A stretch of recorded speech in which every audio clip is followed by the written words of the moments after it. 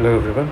So today I'll be giving an insight about the principle of mathematical induction, uh, chapter 4 of NCERT class 11. Basically diving essentially we'll be dealing with mathematical induction right now. So before diving into that, just refer Terence Tao for motivation and nothing else. So principle so nudge as given by the I'll go verbatim.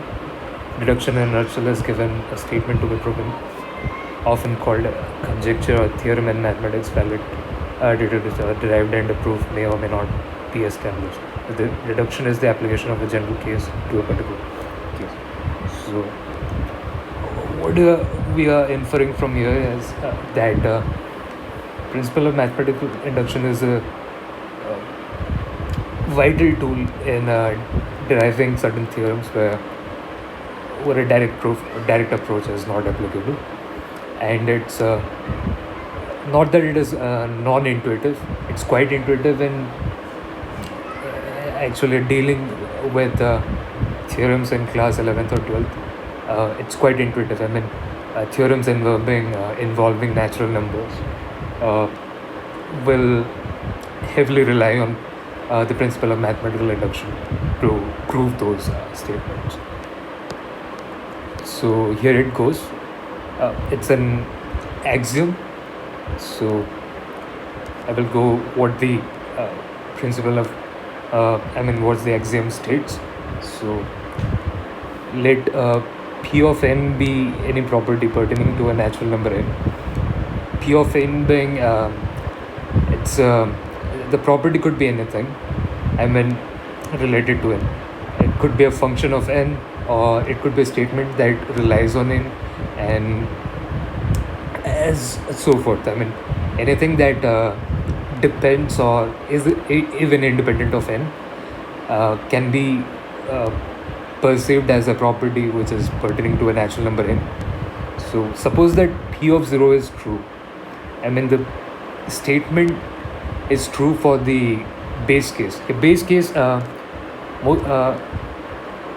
in this book, in the textbook, we'll be using 1 as the base case, because 1 is considered to be the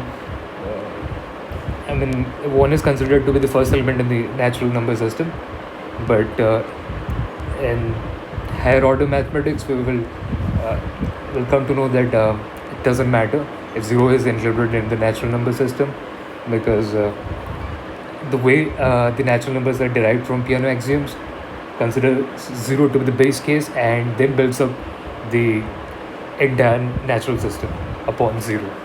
So instead of saying strictly P of 0 is true, since I will be a stickler for NCERT textbook, so I will use suppose that P of 1 is true instead of P of 0, and suppose that whenever P of n is true, P of n plus plus is nothing but the successor of n.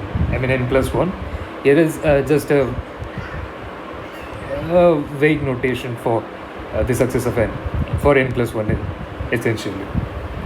So suppose whenever P of n is true, and we could prove that P upon that basis, if we could prove that P of n plus is also true, then P of n is true for every natural number n. So that's what basically the axiom conveys. So what do we infer from that? I will rather give examples for a concrete idea for this principle of mathematical induction. We will again refer the textbook. So here's a domino effect, a motivation for principle of mathematical induction. If the first tile falls, and in the event that any tile falls, its successor necessarily falls, then essentially every tile in that pile must fall down. So here is a typical example for the application of principle of mathematical induction, where you have to prove the sum of the first n natural numbers starting from 1. So the base case is 1. So p of 1 is true, since p of 1 is equal to 1. And suppose it holds for n. We need to show that it is true for n plus 1. So you could essentially, you could easily prove that, and by showing that, you say that is the construction that we will, that is the construction that will heavily rely on principle of mathematical induction.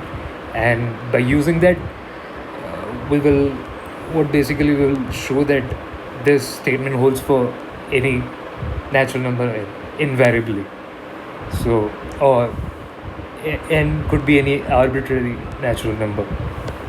So, moving on, here is a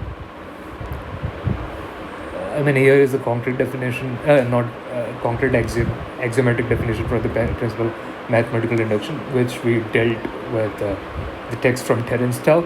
So this is the same thing going on over here. These two definitions are synonymous, so I will not try to explain more about this. So here is another example using the principle of mathematical induction, the sum of the squares of natural numbers, which we have to sorry, it's not about, okay, I guess, no, it's the sum of the first n odd natural numbers, and the formula for that is n square.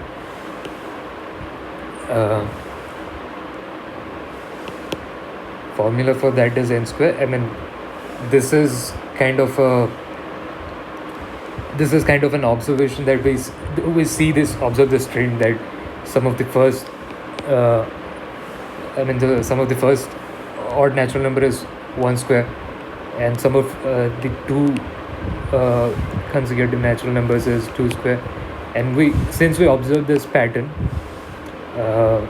for a significant amount of a significant amount of odd natural numbers, we will just hypothetically conjecture that the sum of first n odd natural numbers must be n square. This is purely hypothetical. We do not have a proof of this, but we will prove this using the principle of mathematical induction. So the statement is the elementary statement for this is p of n stands for the sum of the first n natural numbers versus 1 plus 3 plus 5 plus 1, so on, 2 and 1 minus 1 is n square. We have to prove that p of n is true for all n. Exactly. So you know the drill going on over here. You will show that it holds for some k, and you have to show that it holds for pk plus 1, right? Where's the highlighter? Right. Show that it's suppose it's true for k, you have to show that it's true for pk plus 1, and this is essentially what we were deriving, and eventually we'll conclude this with since this holds for pk plus 1, so the inductive proof is now complete, because we have exhausted all the requirements or prerequisites for inductive proof, right? We have checked all the boxes over here, right? The statement was true for n is equal to 1. Suppose the statement is true for k, we have shown that this statement holds for k plus 1, right? So that's exactly what I have done over here. So you could also proceed with all these examples. These are similar cases. You could prove them in a similar fashion. So that's this is a very good exercise to prove sum of the squares of the first n natural numbers, which comes out to be k into k plus 1 into 2k plus 1 by 6. You could easily show this, not a difficult task at all. So These are the further examples. Now, before closing this chapter, I would like to add some. I like to add something more over this, whatever has been taught so far.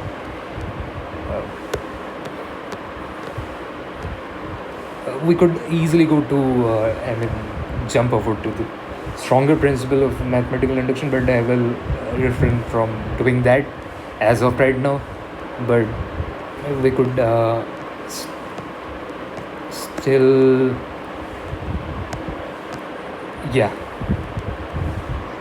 we could still pursue this definition, a recursive definition. So this is basically the proposition states that suppose for each natural number n, we have some function f of n, which is from the set of natural numbers to the set of natural numbers.